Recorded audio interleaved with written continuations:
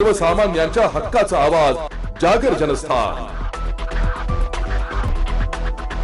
Mill रहे थे तो अभी आगे क्या परिणाम होगा मुझे मालूम नहीं, लेकिन हिस्टोरिकल डिसीजन जरूर है वो।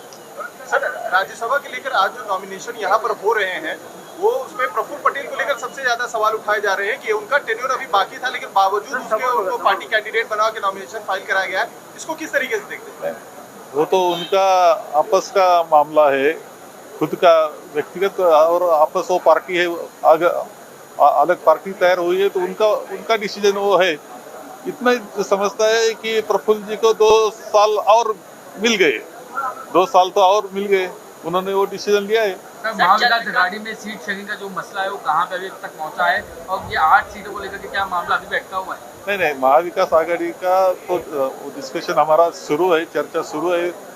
अभी हम अगले हफ्ते में इकट्ठे बैठेंगे और वो हम सब सुलझाएंगे, उसमें कोई प्रॉब्लम नहीं। डेडलाइन सेट की गई है इसके लिए सुलझ नहीं, वो जल्दी हो जाएगा।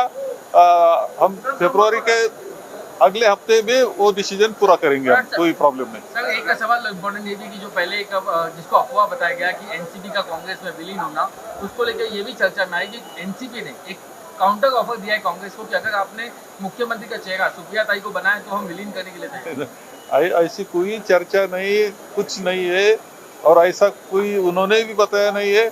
ये तो आपका चैनल में आ रहा है, वो चैनल से ही हम सुन रहे हैं। लेकिन ऐसी चर्चा जो पहले बाकी जब अलग होने के गुट को अलग होने के लिए कही जाती थी, लेकिन बाद में वो सच होती थी, तो ऐसा तो नहीं इस बार भी आप ऐसा ये बिल्कुल सच नहीं है।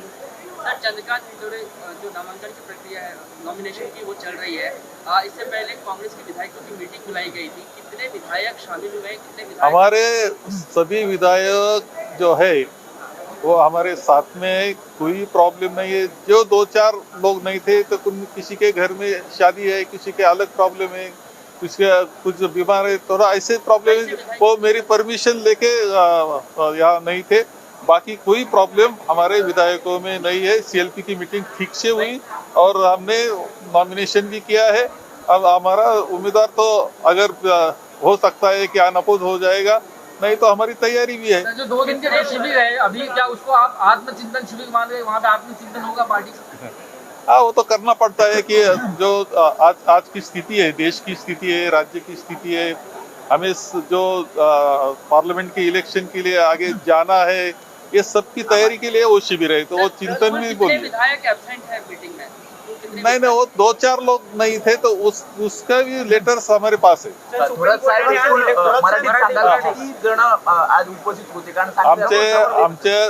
आमच्या याच्यामध्ये जी काही आहेत ती सर्व आज एक तर 3-4 लोक नव्हते, तर त्यांचे माझ्याजवळ पत्र आहेत आणि काही ना काही कारणानं ते थांबलेले, ते माझी परवानगी घेऊन ते थांबलेले, त्यामुळे अडचण कोणतीच नाही। आमचे 44 उमेदवार, 44 आमचे आमदार आमच्या बरोबर आहेत। काही जणांनी कारण दिले नाहीत असंही म्हटलं जाते, 3 जणांनी कारण दिले नाही, काही नाही।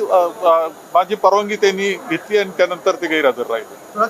जे सगळे राज्यसभेची गणित जोडतात, मनोज जरांगेंची तब्येत सातत्यानं खालावत चाललेली आहे, सरकार त्यांच्या प्रकृतीकडे त्यांच्या विषयाकडे बघत नाही, गांभीर्याने तब्येत खालावते।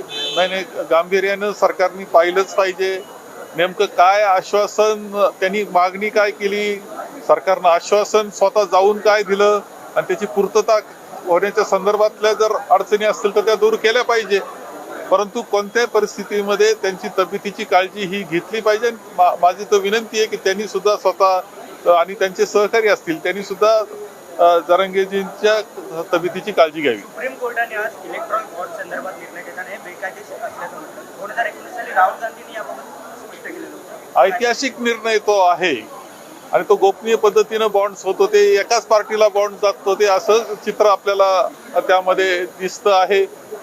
एक ऐतिहासिक अशा प्रकारचा तो निर्णय आहे, हे आपल्या सगळ्यांनाच मान्य करावं लागेल। तर 2 दिवसाचं शिबिराचं आयोजन केलेलं आहे उद्यापासून, काय सांगता? लोणावळा इथे आमचं शिबिर आहे, 2 दिवसाचं शिबिर आहे। पदाधिकारी सर्व एकत्र त्या निमित्तानं राज्यातले येणार आहे। लोकसभेचे ज्या निवडणूक आहे त्या तयारीच्या दृष्टीने त्याचा